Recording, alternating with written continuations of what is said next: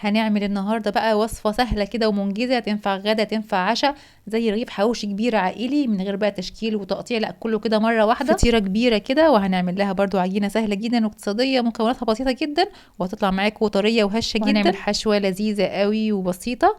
يلا بقى نبدأ على طول، بس قبل ما نبدأ ما تنسوش اللايك والشير والاشتراك بالقناة وتفعيل زر الجرس عشان يوصل لكم كل وصفاتنا. ويلا بقى نشوف وصفتنا النهارده. اول حاجه هنعمل العجينه بتاعتنا، مكوناتها بسيطه قوي. 4 كوبايات من الدقيق، واربع معالق كبار من السكر، معلقه كبيره خميره فوريه، وشويه زيت كده حوالي 4 5 معالق كبار من الزيت، ونص معلقه صغيره من الملح. ومعانا بقى ميه للعجن. في بوله بقى حطيت الدقيق وعليه معلقه الخميره والسكر، رشه الملح، واقلب ده كل ده مع بعض كويس. وبعد كده بقى هنزل بالميه بالتدريج لغايه ما العجينه تلم، تاخد بقى كوبايه كوبايه ونص حسب نوع الدقيق. انا خدت معايا كوبايه وربع تقريبا. بننزل الميه كده بالتدريج، نص كوبايه في نص كوبايه، ونقلب لغايه ما العجينه تلم معانا. اول ما كده لمت معايا حطيت بقى عليها الزيت، وقعدت بقى اعجن فيها لغايه ما لمت خالص وبقت عجينه طريه وناعمه، فيها تلزيقه بسيطه. بعرف اتعامل معاها وبتسيب من ايدي، بس فيها تلزيقه بسيطه، معنى كده ان هي عجينه طريه. اهم حاجه تكون العجينه طريه. العجينه طريه يبقى المخبوزات بتاعتنا هتطلع طريه. مش عايزينها عجينه مكتومه وناشفه، لا. هسيبها بقى في الطبق واغطيها واسيبها في مكان دافي عشان تخمر. نحضر بقى الحشوة بتاعتنا في طاسة او في حلة على النار فيها شوية زيت. هحط بصل متقطع مكعبات، حبة حلوين كده يعني بصلتين كبار مثلا، واقلبهم كده لغاية بس ما يتبلوا. وبعدين هنزل عليهم ب3 فصوص ثوم مهروسين، وتقليبه برضو كده شوحهم كده شوية. وبعد كده بقى انزل باللحمة المفرومة، دول نص كيلو لحمة مفرومة، ممكن طبعا اقل. ونحط بقى البهارات بتاعتنا اللي بتطعم اللحمة وبتخلي كده طعمها في حتة تانية.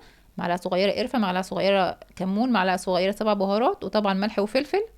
واقلب بقى كل ده مع بعض لغايه كده ما اللحمه تاخد لون معانا بالشكل ده. كده اللحمه كلها خدت نفس اللون. هطفي بقى النار، ومعايا بقى طماطم وفلفل متقطعين مكعبات، الكميه اللي انتوا عايزينها. انا مقطعه حوالي 3 طماطمات و3 فلفلات او 3 4 فلفلات. الكميه اللي انتوا عايزينها كتروا، يعني الكميه هتكتر معاكم وهتدي طعم حلو في نفس الوقت. وزودت كده رشه ملح برضو عشان الطماطم والفلفل، وقلبتهم كده. جاهزه معايا الحشو بتاعتنا. دي العجينه اهي بعد ما خمرت. قسمتها بقى كده لجزئين متساويين كده بالنظر يعني،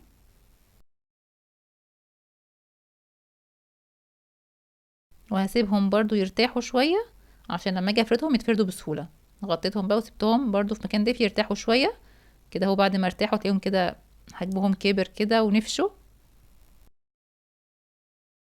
جهزت بقى الترابيزة، رشة دقيق كده، وحطيت بقى الجزء الاول من العجينة وهفردها.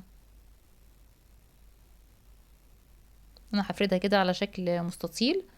طبعا كنت مجهزة الصاج بتاعي او الصينية اللي انا هعمل فيها. دهنته كده دهنة زيت. هو الصاج اللي انا هعمل فيه مقاس 36 في 36. هفرد بقى العجينه كده على شكل مربع قدر الامكان يعني. وبعد كده لما احطه بقى في الصينيه برضو هفرده بايدي كده، هظبطه بايدي تمام بالسمك اللي انتوا شايفينه ده. ممكن تخلوا فيها سمك اكبر من كده شويه لو حابين العجينه تبقى سميكه شويه، بس برضو ما تخلوهاش سميكه قوي عشان هي فيها خميره ولسه حجمها هيتضاعف.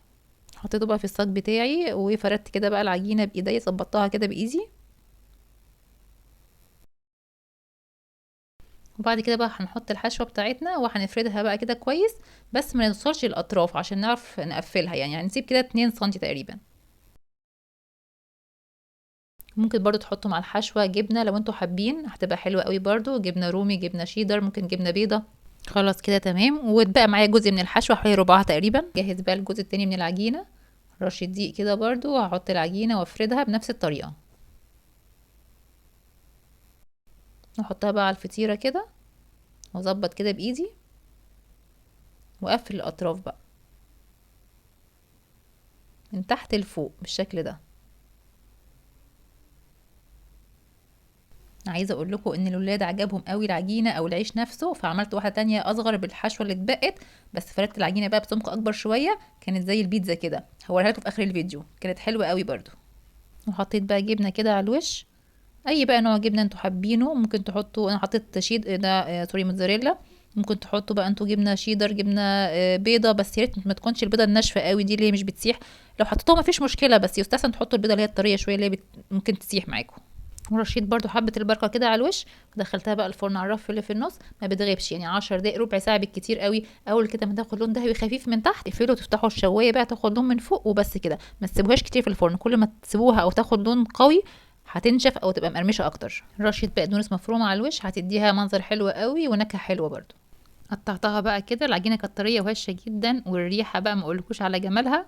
كان طعمها خطير سواء العجينه او الحشوه، بجد تحفه. بصوا الجمال، والعجينه طريه وهشه جدا والحشوه خطيره. بصوا العجينه هشه وطريه قوي، عامله زي الحواوشي او العيش باللحمه اللي هو الحواوشي الاسكندراني، بس عملناه بقى من غير غلبه كده مره واحده في صينيه كبيره. هوريكم بقى التانية اللي كنت عملتها بسمك اكبر، كانت شبه البيتزا كده اهي، نفس اللي عملته بس خليت سمك العجينه اكبر شويه. كانت تحفه برضو، يعني حابين تحسوا بطعم العجين اكتر كبروا سمك العجينه شويه اهو زي ما انتم شايفين. جربوها بقى واكتبوا لي بالتعليقات عجبكم الفيديو ولا لا، وما تنسوش يا حلوين لايك وشير لو عجبكم الفيديو، واشوفكم دايما على خير في وصفه جديده سهله وسريعه ولذيذه. مع السلامه.